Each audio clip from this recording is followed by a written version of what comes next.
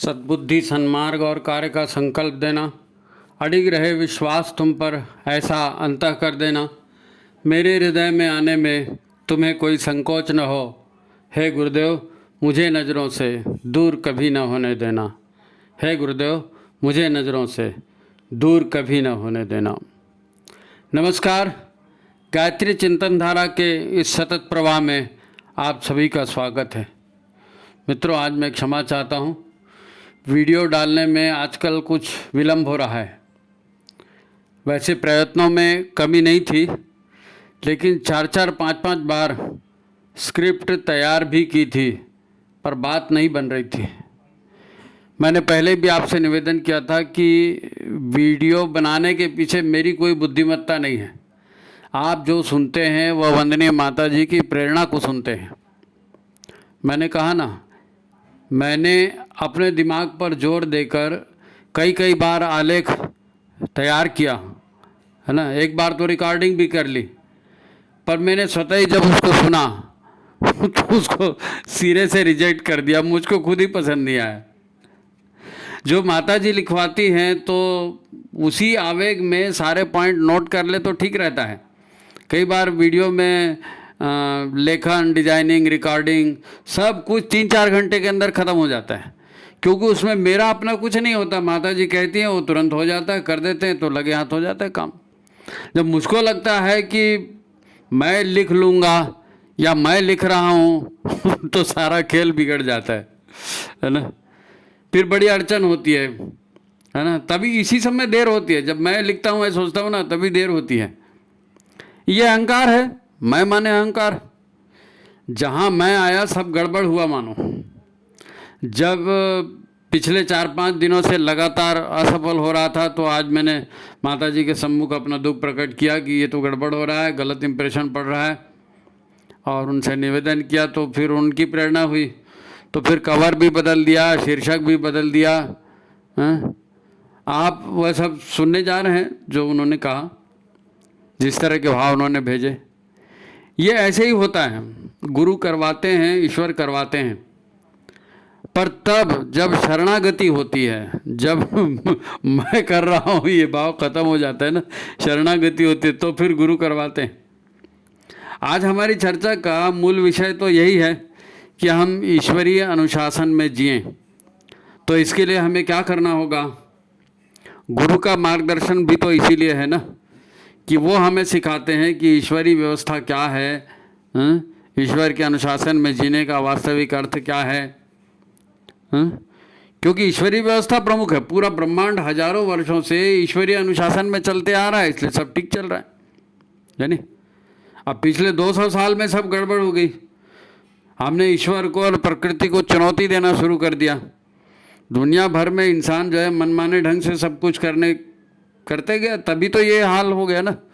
हमारा स्वास्थ्य गया, दुख मुसीबतें बढ़ गई, धरती विनाश के बिल्कुल कगार पर पहुंच गई, विनाश का खतरा पैदा हो गया धरती के लिए, और हमारा जीवन भी खतरे में हो गया। हम भी तो न हम स्वस्थ रह पा रहे हैं, न हम ठीक से संतान उत्पन्न कर पा रहे हैं, न हम अपने परिवार को चला पा रहे हैं। कुछ भी तो नहीं हो रहा, सब गड़बड़ हो रहा है।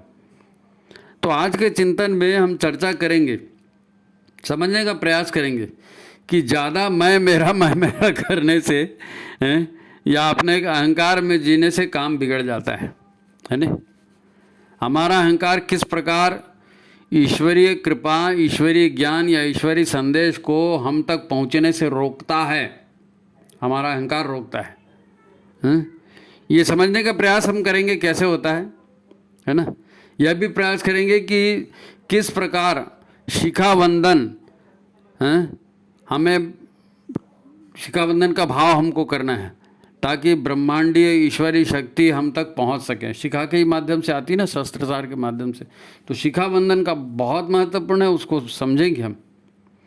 यहाँ हम कुछ चित्र प्रस्तुत कर रहे हैं। डॉक्टर अंकिता अग्रवाल के से साभार ये चित्र हम ले रहे हैं। चित्रों के माध्यम से समझाने का प्रयास करेंगे कि हमारे भीतर अहंकार कैसे बनता है, अहंकार क्या है, उस अहंकार के दुष्परिणाम हमें जीवन में किस प्रकार भुगतने पड़ते हैं। अहंकार बनने के कारण क्या हैं, है ना। यह तो अभी हम बता चुके हैं। देखते हैं हमारे जन्म से किस प्रकार ये अहंकार विकसित होते चलता है। तो चलिए फिर आज के मूल विषय पर चलते हैं। मित्रों, रावण का उदाहरण देकर हमें समझाया जाता रहा है कि कोई कितना भी बड़ा ज्ञानी और शक्तिशाली हो, जब वो ईश्वरीय व्यवस्था और न्याय अन्याय का विचार किए बिना कार्य करता है तो फिर रुकावटें आती हैं, दुखद परिस्थितियां बढ़ती हैं, विनाश के दृश्य स्वयं पैदा होते जाते हैं। पता नहीं आपके दिमाग में ये बात आई कि नहीं। हमको ज़िंदगी को वॉच करना चाहिए, ज़िंदगी को समझने की कोशिश करना चाहिए। देखो, मैं भी पहले ये सोचता था कि गुरुदेव आज के विश्वामित्र हैं, उन्होंने प्रचंड तप करके हमें गायत्री दी, है ना, जाप और यज्ञ आदि करने का अधिकार दिया। गायत्री और यज्ञ की महिमा में उन्होंने इतना कुछ साहित्य लिखा, सब जानते हैं। पर उन्होंने नए युग के संविधान के रूप में, नए युग के निर्माण का जो युग निर्माण सत्संकल्प लिखा, तो उन्होंने सबसे पहले गायत्री जाप और यज्ञ करने का संकल्प दिलाना था ना। पर उन्होंने पूरे के पूरे 18 सूत्र में कहीं भी गायत्री जाप और यज्ञ करने का संकल्प क्यों नहीं दिलाया? गुरुदेव ने गायत्री और यज्ञ हमें दिया, लेकिन जो शर्त उन्होंने रखी नवयुग के निर्माण की, उसमें तो कहीं ऐसा नहीं है कि आपको सुबह 4 बजे उठना पड़ेगा और इतने माला गायत्री जाप करना पड़ेगा। ऐसा उन्होंने नहीं लिखा। क्यों नहीं लिखा? क्यों नहीं लिखा? जब उसी के आधार पर सब कुछ होने वाला है तो वो लिखना चाहिए था। पूरे संकल्प में कहीं ऐसा नहीं लिखा कि मैं 4 बजे उठूंगा या उठूंगी या इतना माला जाप करूंगा या करूंगे।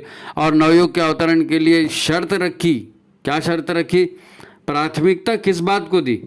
वो संकल्प दिलाते हैं कि हम ईश्वर को सर्वव्यापी और न्यायकारी मानकर उसके अनुशासन को जीवन में उतारेंगे, हैं? ये शर्त रखी उन्होंने। गायत्री जाप की शर्त नहीं रखी। ईश्वर को सर्वव्यापी और न्यायकारी मानकर उसके अनुशासन को अपने जीवन में उतारेंगे, ये उनकी पहली शर्त है। क्यों ऐसा किया होगा? अब दूसरी शर्त देखो, वो दूसरी शर्त भी जाप वाली नहीं है। वो शपथ दिलाते हैं, यानी दूसरी प्राथमिकता उनकी नज़रों में क्या है? ईश्वर को भगवान का मंदिर समझकर आत्म संयम और नियमितता द्वारा आरोग्य की रक्षा करेंगे, हैं? ऐसे 16 सूत्र और दिए हैं। अब कुल 18 सूत्र है ना, 16 सूत्र और दिए हैं। कहीं पर भी गायत्री जाप करने के लिए नहीं लिखा, है ना। मज़ेदार बात, कभी सोचा ऐसा क्यों हुआ होगा? एक मज़ेदार बात और है, हमको जब हम ये सोचेंगे ना, तो हमारे अंदर से सत्य अपने आप उद्घाटित होगा और बात समझ में आएगी और तब हम करेंगे। एक मज़ेदार बात और है, हैं? गायत्री माता की कृपा, गुरु की कृपा या भगवान की कृपा पाने का तरीका उन्होंने मंत्र जाप को नहीं बताया। उन्होंने कहा कि ईश्वरीय व्यवस्था में जो सुपात्र होता है उसे ही ईश्वर के या गुरु के अनुदान वरदान मिलते हैं। जो सुपात्र होता है, तो कुछ भी पाना है, आध्यात्मिक क्षेत्र की उपलब्धियां प्राप्त करनी है या जीवन में उपलब्धियां प्राप्त करनी है, तो उसकी शर्त उन्होंने जाप की नहीं रखी है। उन्होंने कहा पात्रता का विकास करो। पात्रता की शर्त उन्होंने रखी है, मंत्र जाप की नहीं रखी, यज्ञ की नहीं रखी। उन्होंने पुरुषार्थ करने को कहा, सद्बुद्धि धारण करने की बात कही, सत्कर्म करने की बात कही। उधर गायत्री चालीसा की पहली पंक्ति का उत्तरार्ध भी यही कहता है, गायत्री नित कलिमल दहनी। गायत्री शक्ति वो ब्रह्मांडीय ऊर्जा कलयुग के सारे पापों का दलन करने वाली है, दहन करने वाली है। गायत्री इतनी जबरदस्त ताकत है वो। इन सब बातों से उनका दिमाग चकरा जाएगा जो बिना श्रद्धा के और बिना मन लगाए ऐसे ही बिना भावना उत्पन्न किए बस मशीन के जैसे गायत्री जाप करना शुरू कर देते हैं। अरे भाई, आप जाप ही कर रहे हो ना, तो श्रद्धा से करो, हैं? भावयुक्त मनस्थिति में जाप करो, यज्ञ करो, जो भी करो। भाव ऊर्जा है ना, प्राण ऊर्जा है। शुद्ध मंत्रोच्चार से भी ऊर्जा उत्पन्न होती है। इन ऊर्जाओं से अंतःकरण यानी हमारे भीतर की स्थूल और सूक्ष्म रचनाओं में सुधारात्मक, सकारात्मक परिवर्तन होते हैं। इसीलिए तो इनको करने के लिए कहा गया है।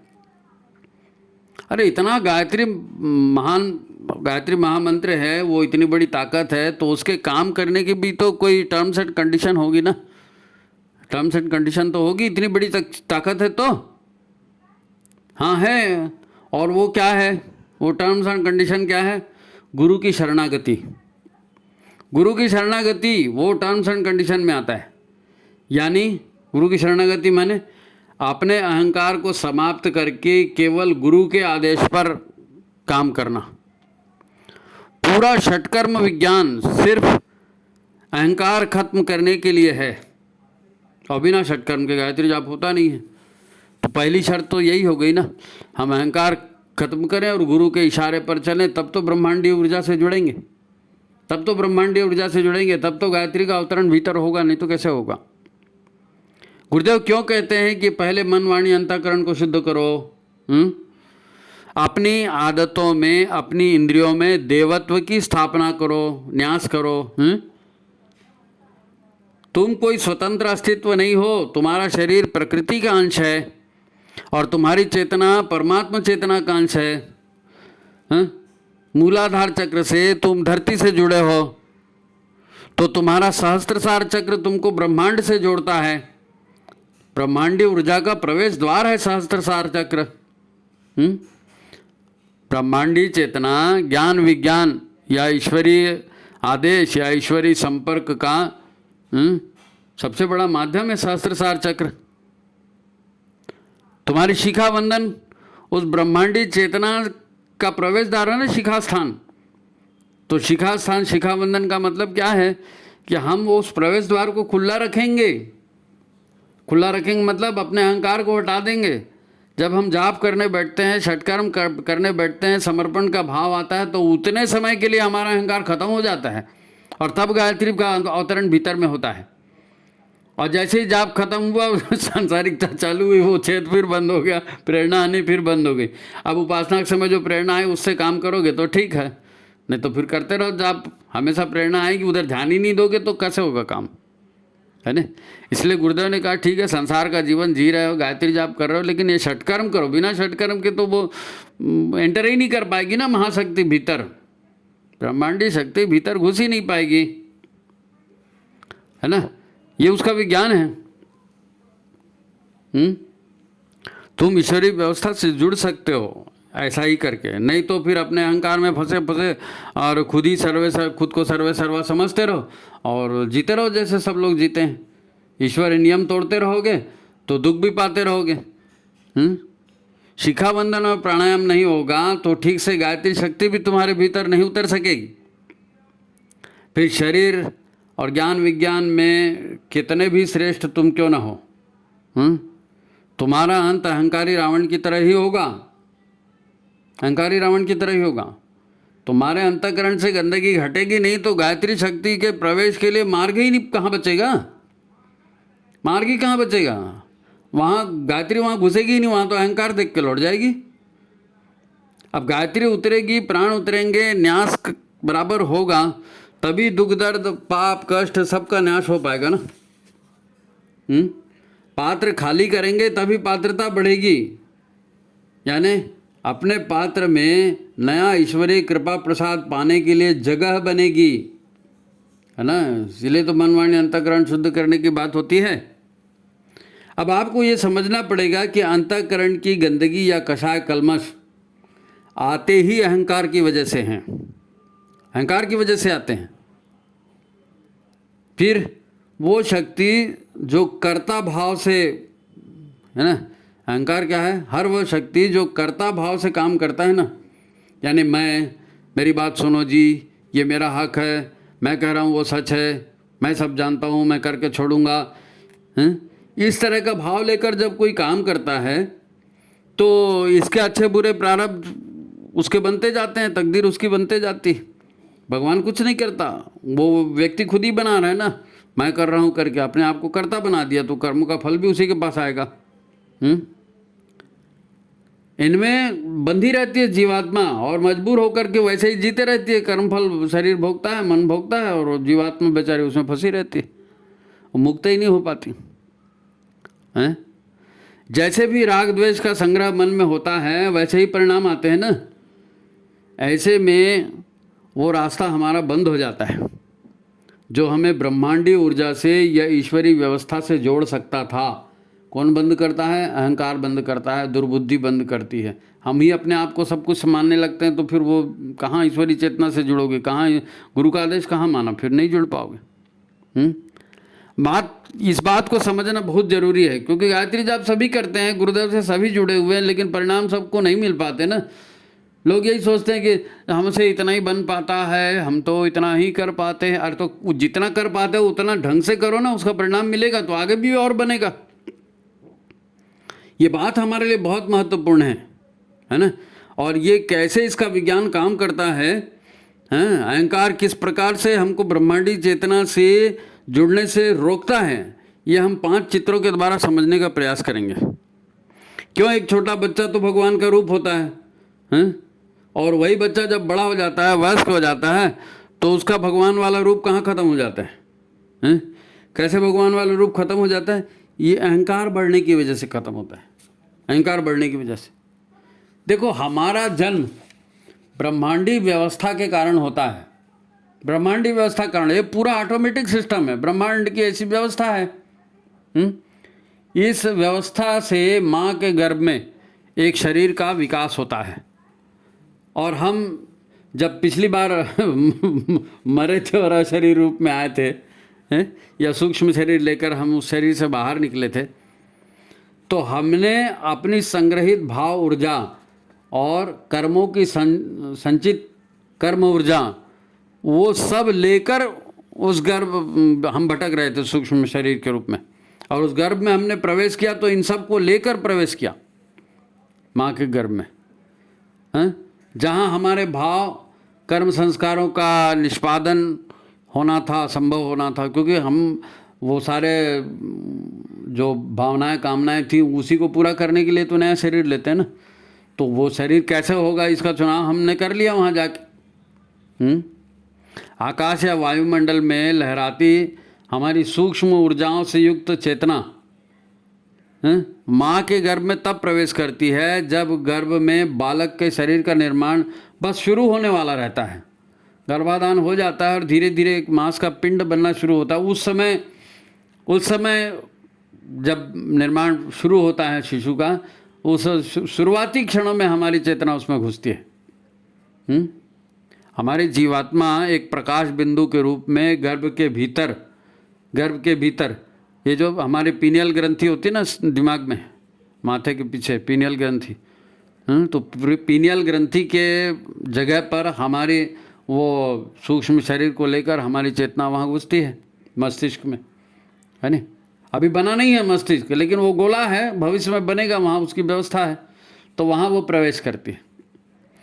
अगर गर्भ अनुकूल नहीं हुआ तो वो गर्भ से बाहर आ जाएगी, और गर्भ अनुकूल हुआ तो पीनियल ग्रंथि से वो अपने सूक्ष्म शरीर को धीरे धीरे स्थापित करते जाती है। क्योंकि वो तो मांस का पिंड है, उसके अंदर अभी कुछ भी बना नहीं है, तो सूक्ष्म शरीर की स्थापना वहाँ हो जाएगी।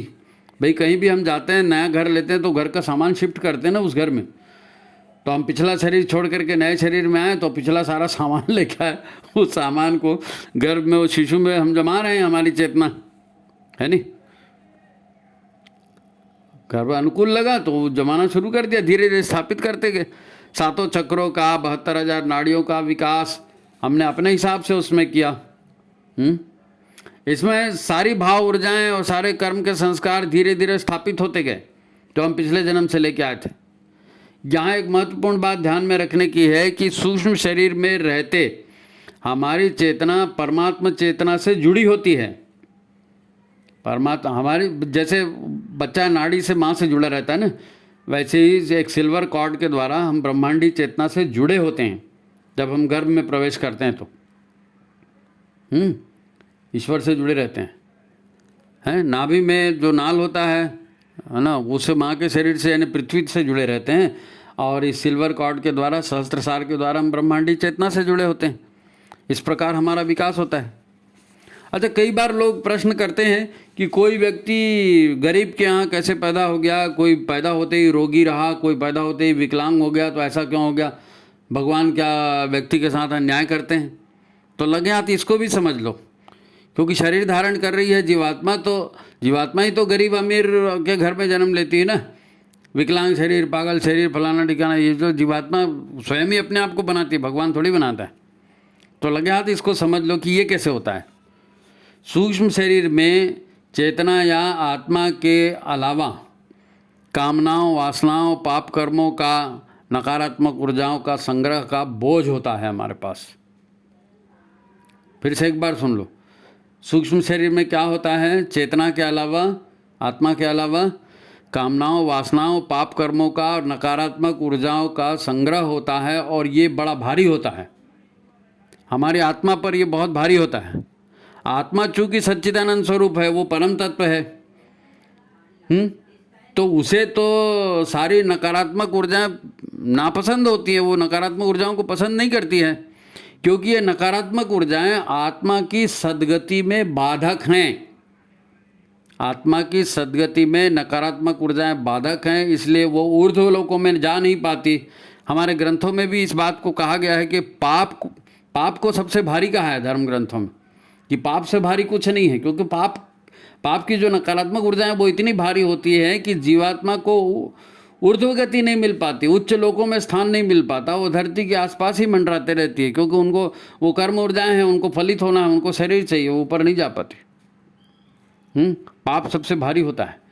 तो आत्मा स्वयं अपनी सद्गति के लिए इन नकारात्मक ऊर्जाओं से मुक्त होना चाहती है।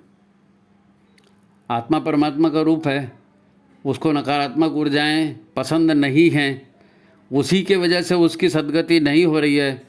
तो हमारी चेतना क्या चाहती है? इन नकारात्मक ऊर्जाओं से मुक्त होना चाहती है, पाप पुण्य के सारे लेन देन से मुक्त होना चाहती है, क्योंकि ये लोगों से लेन देन ही तो है। हम धरती पे जन्म लेते हैं ना, तो कुछ लेने के लिए जन्म देते हैं या कुछ देने के लिए जन्म देते हैं।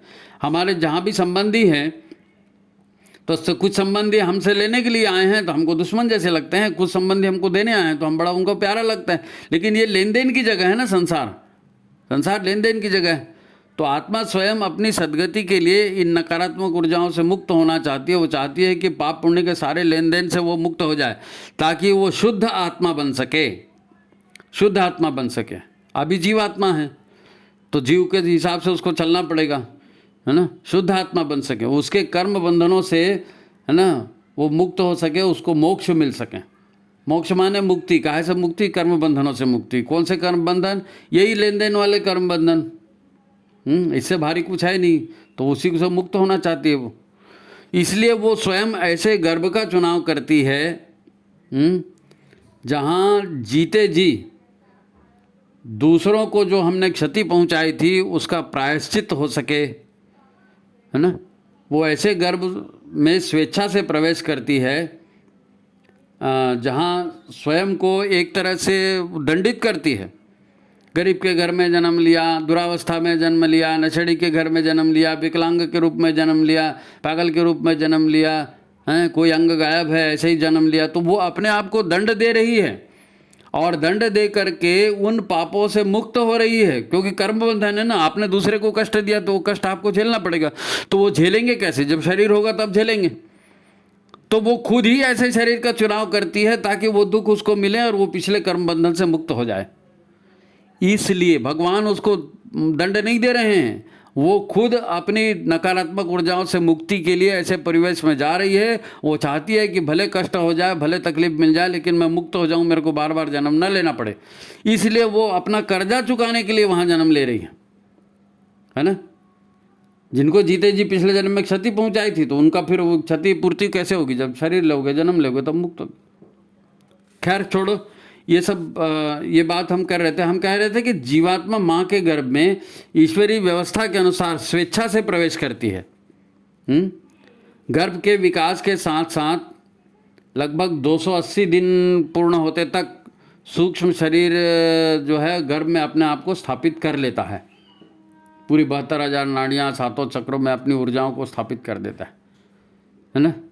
पिछली मृत्यु से अभी नए बालक के रूप में जन्म तक उसका संबंध ऊर्जा रूपी सिल्वर कॉर्ड के द्वारा परमात्मा चेतना से रहता है।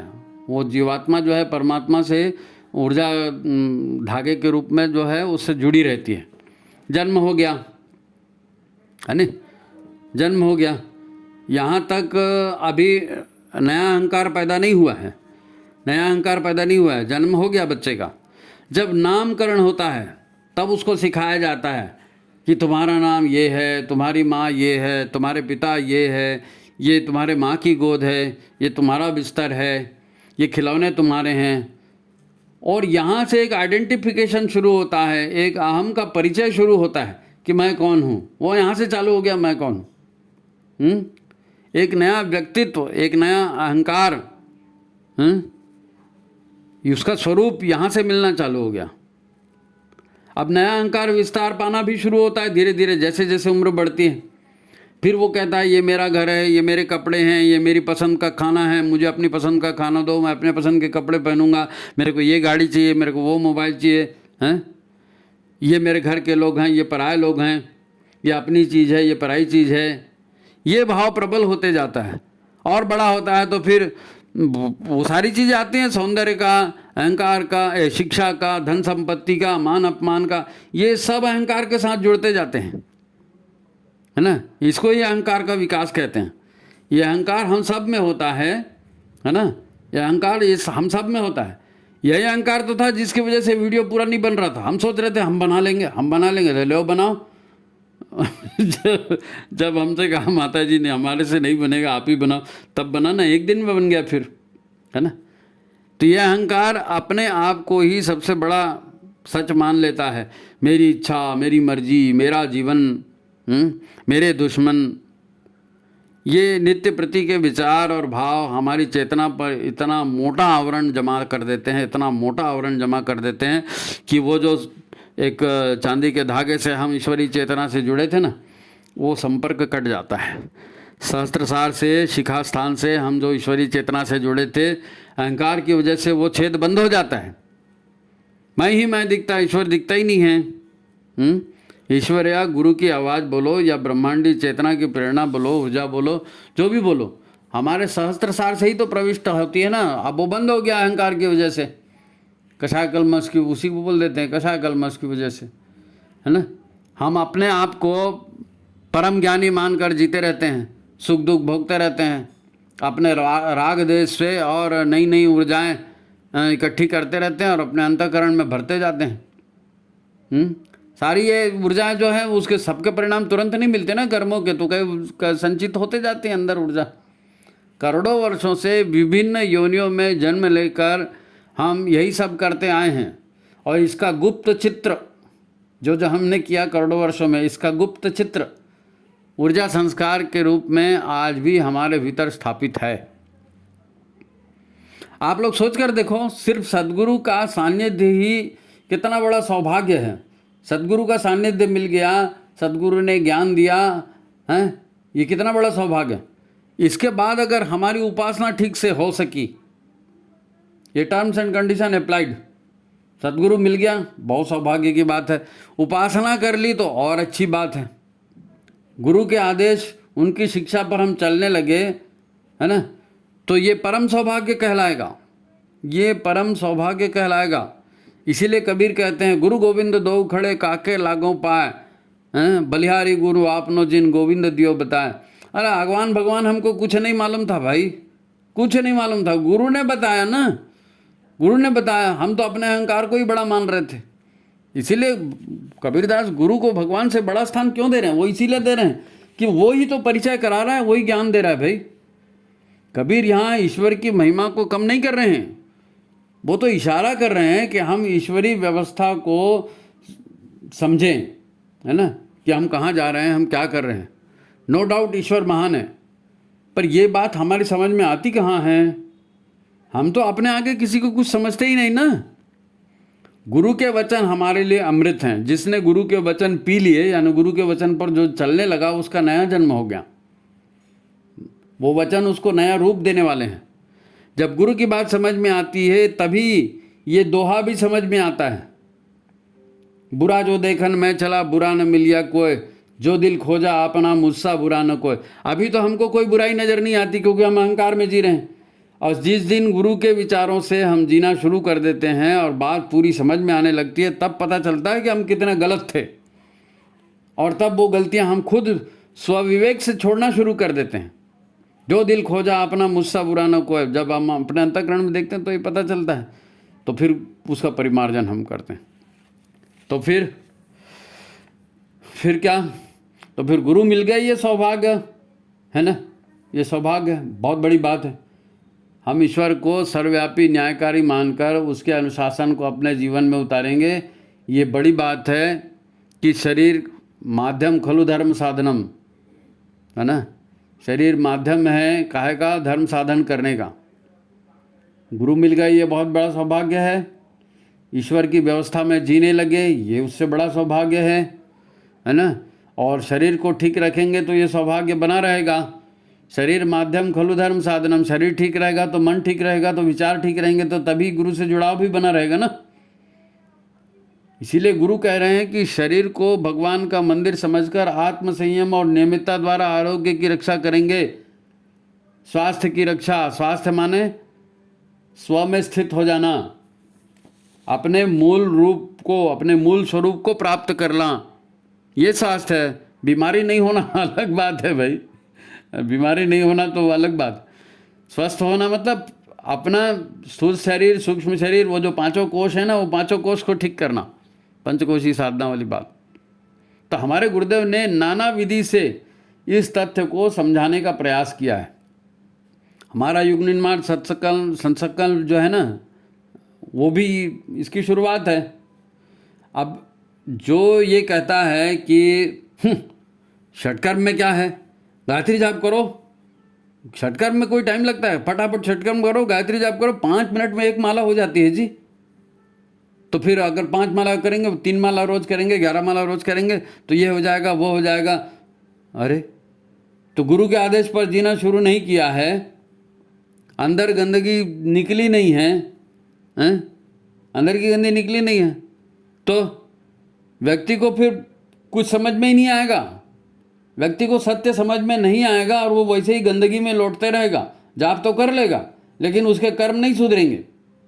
वो सुअर होता है ना, सुअर, उसको कितना भी अच्छा खिलाओ पिलाओ, कितनी भी अच्छी उसकी हेल्थ बनाओ, वो जाके कीचड़ में ही लौटता है। हमारी भी आदत यही होगी, हमने ठीक है जाप कर लिया, हमने वो कर लिया, हमने वो कर लिया, और गुरु के आदेश पर जी तो नहीं रहे, तो बात समझ में नहीं आ रही, उतर नहीं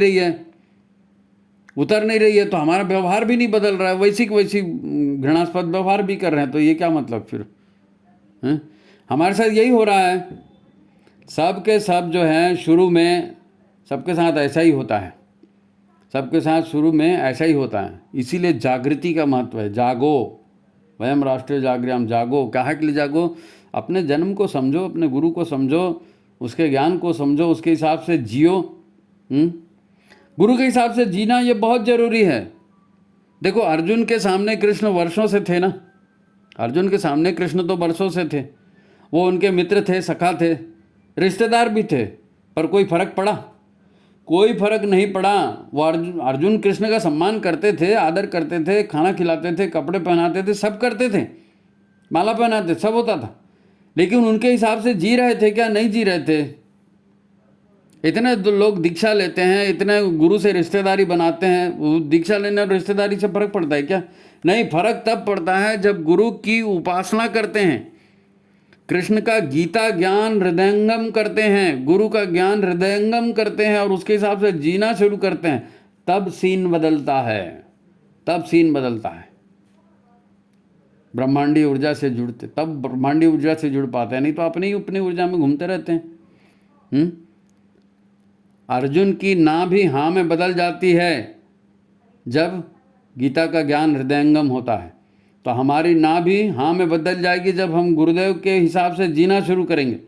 अर्जुन ने महाभारत जीता, हम अपने जीवन को सफल बनाएंगे। देखो कहा जाता है ना, ज्ञान ही भवबंधन से मुक्त करता है। ईश्वरीय व्यवस्था से जुड़ने का सामर्थ्य ज्ञान से ही होगा। ये बात आपने कई बार सुनी होगी।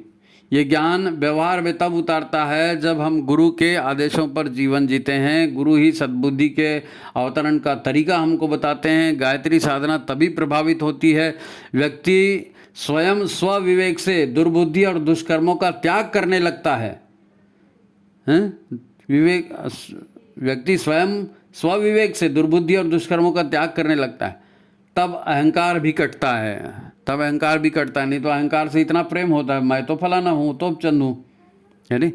लेकिन जब स्वविवेक जागृत होता है, ज्ञान जागृत होता है, तब पता चलता है कि मैं कितना गलत था। बुरा जो दिल खोजा अपना, मुझसे बुरा न कोई, हमने कहा ना।